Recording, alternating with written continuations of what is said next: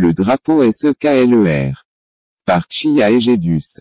Oui, avec lettres majuscules. C'est le drapeau le plus cher de Transylvanie. Il peut vous coûter environ 20 000 € si vous le pilotez depuis un bâtiment public.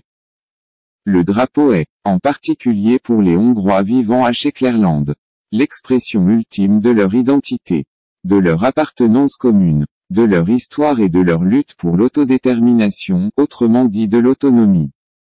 Leur désir de vivre leur vie à leur guise, de décider par eux-mêmes des problèmes qui les concernent le plus directement. Le drapeau flotte sur de nombreuses maisons des comtés de Háromszék, comté de Covasna, Csíkszék, Udvaréliszék, Jrjószék. Aujourd'hui le comté de Harghita, et de Maroszék, partie du comté de Mur. Aucune célébration n'a lieu sans ce drapeau présent, sans qu'il vole. Cela fait partie de la vie du peuple Szekler.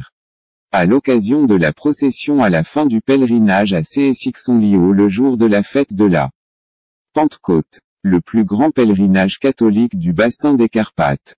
Des centaines de milliers de personnes la volent avec le drapeau hongrois. Même l'ambassadeur américain a posé avec joie une photo avec. Lorsque le président roumain, Klaus Iohannis, s'est rendu au Szeklerland, on lui en a offert un.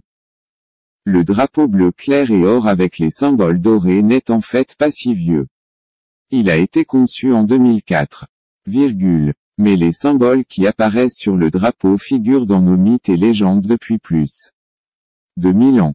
Le soleil et la lune, principaux éléments du drapeau, sont visibles sur des fresques des XIVe et XVe siècles.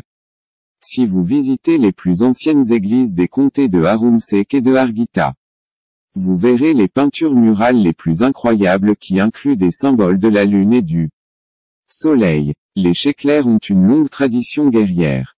On peut donc trouver la lune et le soleil sur les drapeaux de guerre médiévaux avec lesquels ils ont combattu. Ces éléments ont servi de base à la conception du drapeau de Szekler. Mais la lune et le soleil, symbole de la Transylvanie, figurent également sur les armoiries de la Transylvanie et, oui, de la Roumanie elle-même. Drapeau Szekler arboré lors du pèlerinage de Csíkszentmihalyi. Alors quel est le problème? Pourquoi est-il interdit de l'utiliser dans les bâtiments publics, les places publiques et même dans les bureaux des autorités locales? C'est un rappel constant et visible. Si quelqu'un conduit ou même se promène dans la plupart des villages Szekler of Szekler, les gens ne sont que des gens. Ils pourraient être de n'importe quelle identité nationale ou ethnique et, étant en Roumanie, on pourrait même prétendre qu'ils sont roumains. Mais une fois que quelqu'un a arboré ce drapeau, son identité, ou celle de la communauté, devient évidente. C'est aussi un rappel, ou un symbole, si vous préférez, de toutes les revendications et griefs individuels et collectifs légitimes de ces personnes que l'État de Roumanie n'a jusqu'à présent pas répondu de manière satisfaisante. En ce sens, le drapeau peut affliger une mauvaise conscience. Pour certains, il est inacceptable que les Szekler veuillent conserver leur identité régionale. Même si dans d'autres régions de la Roumanie, des drapeaux régionaux sont fièrement présentés sur les façades des bâtiments publics. Plus de 50 maires de villes et de villages du Szeklerland ont fait l'objet de poursuites parce qu'ils ont utilisé le drapeau sur des bâtiments publics, des parcs ou des places publiques. Alors pourquoi est-ce même interdit? Qui l'interdit? Clairement pas la Constitution de la Roumanie parce que la Constitution garantit le droit à l'identité pour tous les citoyens. Alors quelle loi l'interdit? Il n'y a pas une telle loi. Alors pourquoi les maires doivent-ils payer une amende pour avoir brandi le drapeau?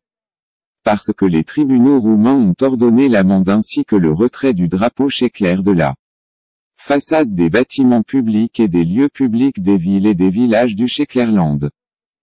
C'est ici que l'histoire commence à devenir vraiment intéressante. Il y a un journaliste, qui n'habite même pas en Roumanie, qui s'inquiète constamment des symboles utilisés par la communauté hongroise. C'est lui qui a intenté les poursuites et, miraculeusement, il gagne toujours. Les tribunaux roumains appliquent manifestement deux poids, deux mesures. Alors que les autorités utilisent toujours les symboles régionaux roumains de Harabarcei, Crișana, Dobroja ou Bucovina, les maires de Szeklerland sont condamnés à une amende pour les mêmes faits.